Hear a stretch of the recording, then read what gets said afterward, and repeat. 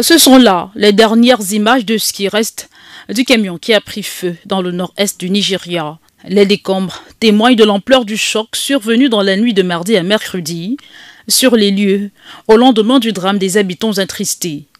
Seul l'attroupement renseigne sur le traumatisme des survivants qui racontent le film digne d'une scène d'horreur.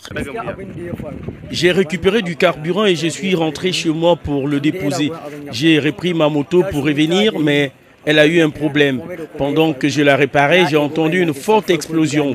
Tout le monde courait dans tous les sens et appelait à l'aide. Mais Dieu m'a sauvé. Parmi toutes les motos présentes sur les lieux de l'écrasement, seule ma moto et moi avons survécu. Le camion qui transportait de l'essence est déporté pour éviter d'entrer en collision avec un autre dans la localité de Magia, dans l'état de Jigawa, à une centaine de kilomètres du nord-est de Kano, la principale ville du nord du pays. Dans sa course, l'engin se serait renversé, à en croire les témoins oculaires.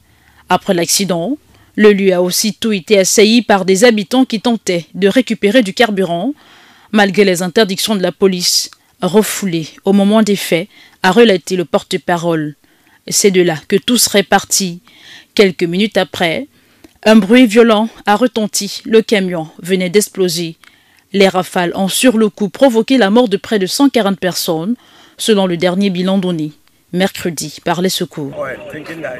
Les gens ont commencé à récupérer le carburant pensant qu'il s'agissait d'un cadeau.